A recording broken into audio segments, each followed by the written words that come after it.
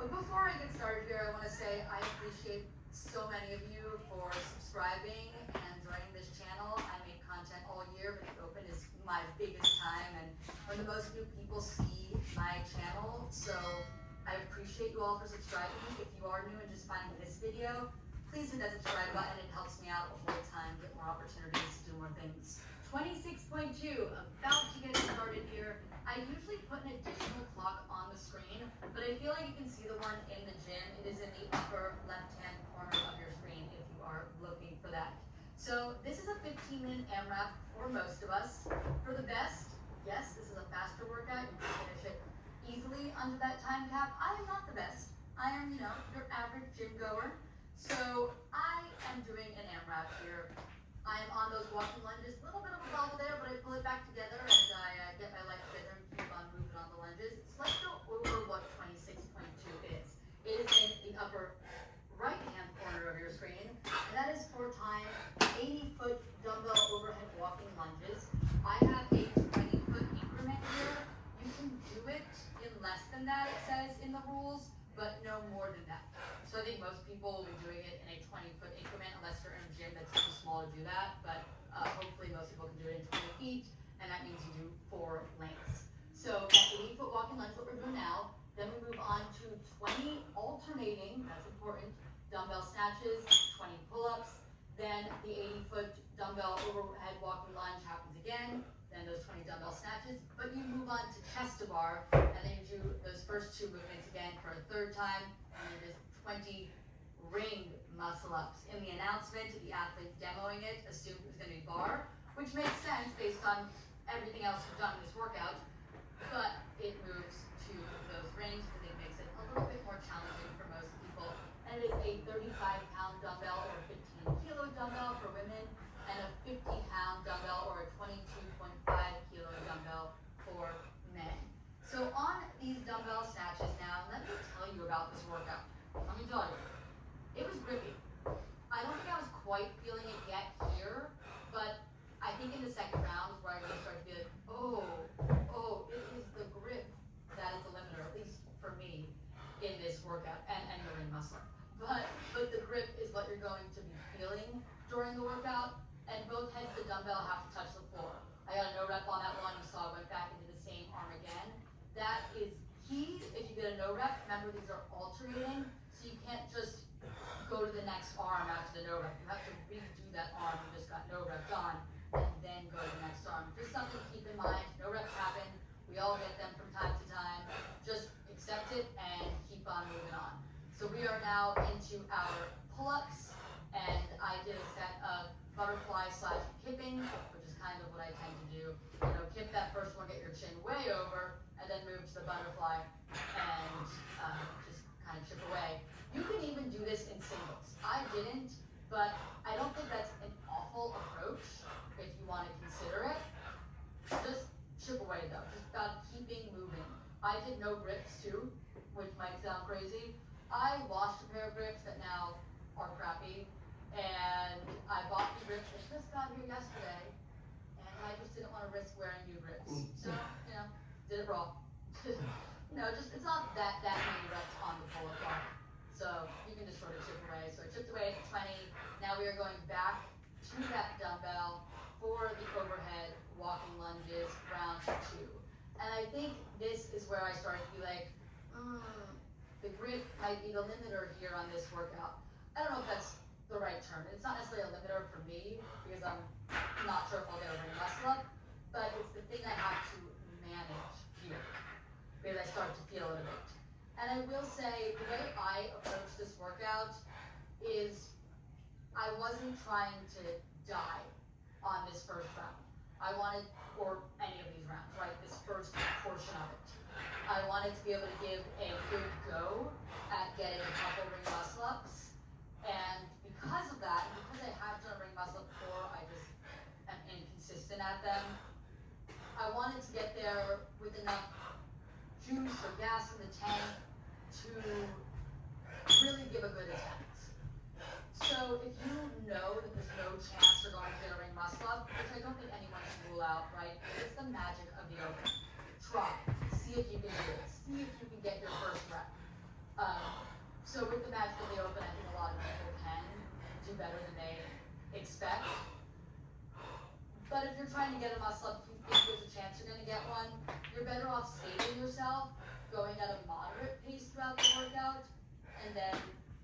be recovered enough to give good attempts for the ring muscling. If you can't do it at all, yeah, all gas, no brakes, dive on this first portion, and then maybe give it a couple shots. Just see if you have a PR in you. I got my first ring muscle up ever in the open. I got my chest to bar pull-up ever in the open as well. So I think there's something to be said about open magic. And here's a kind of controversial opinion. The open workouts are not about getting a good workout. It's about challenging yourself. That's what you're trying to do. You're trying to see, test yourself, and see if you can do better than you've done in the past, and see if you can do something you never thought you could do. I got another no rep right there. You saw that? No big deal. Check it out. I was planning on breaking up in a second anyway, but I tried to break up a little earlier than I had planned because the no rep and just reset and get back into it. And I remember switch on and not starting the arm to start on. But the open is not necessarily about getting a good workout. It's about challenging yourself. It's about seeing where you've grown. So I would encourage anyone that can start the RX workout to do the RX workout. Yeah, maybe you're not as far as you wanted. Yeah, maybe your heart's not beating as fast as it would with the scales. But you have 362 other days of the year to get really good workouts in. This is about testing yourself, about pushing yourself, about being a little scared. Being a little scared that you might not get the rep. That's what this is about. It's a little bit different than what you do every day in the gym.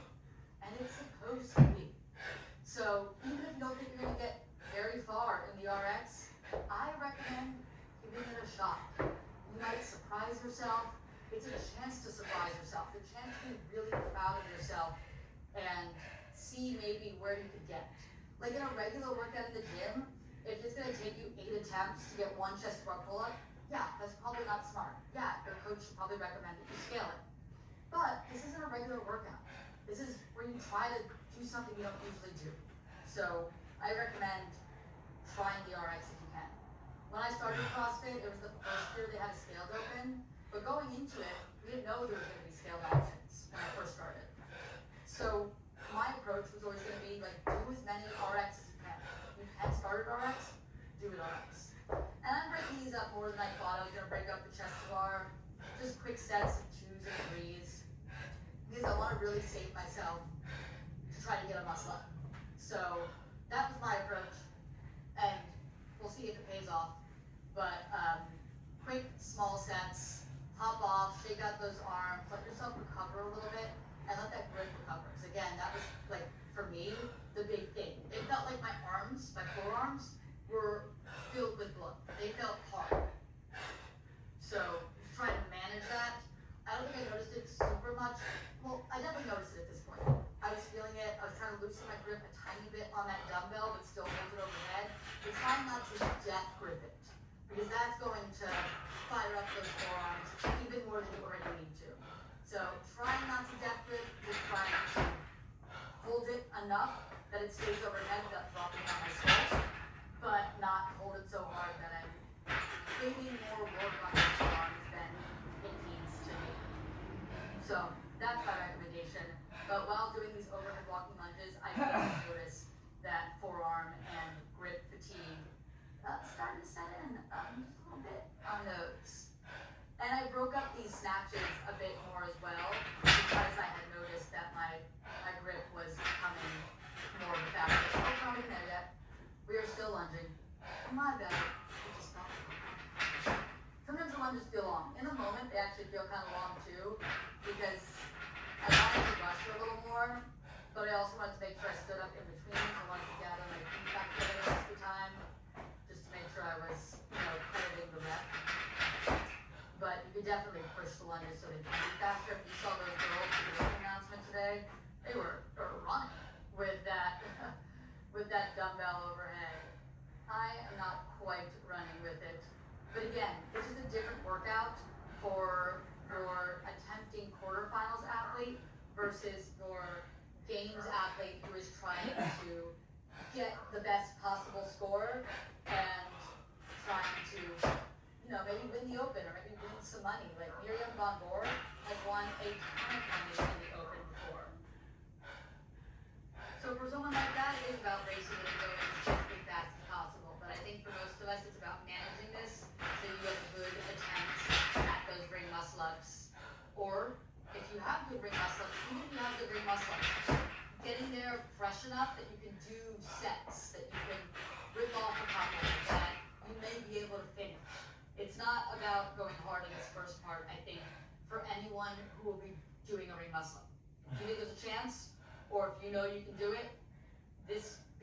part is all about just trying to stay at a moderate pace so you have a good amount of time to get a couple of ring muscle ups, but not go so hard that you're going to get to the rings and not be able to do a ring muscle up, just be too gassed or have no grip to be able to pull with. You got to be able to pull, right? Like you're pulling this dumbbell from the ground, and then you're going to be pulling yourself on the pull-up bar in those pull-ups, in those chest-to-bar pull-ups, and then pulling into the muscle-ups. So managing all of that and going a little slower maybe than what you think you're going to do so that you can get a couple more reps of the ring muscle-ups or get good attempts or finish them. It's all about that. So I am like, take a little bit second to recover here, chalk up my wrists. I false grip the ring muscle-up. I don't necessarily recommend that for like a long-term strategy if you want good sets and big sets. But for me, and in the open, this is what I'm doing, trying to get a rep. So first rep here, yeah, I failed. I think I went too soon, first, that was the first problem. And second thing, I just needed to see what it felt like, because I just didn't know. And I could feel I'm like touching my forearms, they were hard. They were filled with blood. And now I'm just like, I told my judge, I'm gonna go at 12.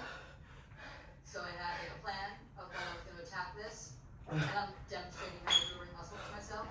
And I was definitely talking to myself at some point. I'm like, you gotta go, you're gonna do this, and it's hard, you got it, you're brave. Whatever you can tell yourself. Whatever you have to tell yourself in the workout, keep yourself in it, punch your arms. I punch my forearms quite a bit. Just trying to get that blood moving in there. Here's my second attempt, and we're gonna fight for it, and we're gonna lock that out and then fall down very far. Probably not the hardest way to fall from the rings, but that's always my approach. I'm just like, okay, I did it, let me just hit the ground. Let me take less time under tension. And I was talking to my judge a little bit about like how long I'm gonna rest, just because like sometimes people are like, go again, do another one. I'm like, I need a second. I need a second to punch my arms some more and to try to psych myself up for this and be like, you got this. You're so strong. You're gonna do it. Jam into the music a little bit here. It's always awkward when you're just kind of standing around, but this workout does have a bit of standing around in it to be able to get through these reps and recover enough to be able to push it again. Chalk it up again because, what else do you do when you're just trying to waste time? But I don't think this is wasted time. Let me be clear here. I think this is smart time to recover my arms, to punch out my arms again, and to make sure I'm ready for a good attempt at this. Because wasted attempts on the ring muscle-ups are big. It is a lot of time if you waste time by failing a ring muscle-up. Although, like I said, I think I need to fail that first one just to know what it felt like. But now you don't want failures. Now you want every rep to count and to work towards your total at the end of the workout. So, smart breaks, resting, recovering those arms, and making sure when you jump up on those rings, that rep will count for your score. So I think I'm going to take another one soonish, I think. We'll see. Maybe I take a long rest here. I don't know how many I've done yet. It's hard to count while you're actually talking about this as well. So I don't even know where I am. Let's give this a shot. Let's see how this one goes. Get on up there, and let's fight for life. Yeah, we made it. Okay, now do I have one more, I think? I'm looking at the clock, timing this out, trying to see if I can give one more good attempt that I can get in before the buzzer. And also be smart about it, right? Like I'm rest enough that like this rep, but not rest too much. I don't have enough time to get the rep and the time gap. It's a delicate balance. You gotta sort of know your body. 50 pound dumbbell. And also just believe There's my rig. Believing in yourself makes And a difference, especially on a mental unit like this is meant to be. Fighting, and we made it. 8 seconds. So I'm like, nope, no way gonna give another attempt here. But got it done. Good workout. I'm pretty proud of that. That went better than I thought it was gonna be. I was hoping for one ring muscle up, and I got 5. That's So 20 feet from there to here. Could not get any ring muscles. Time cap is 14:17. Thank you.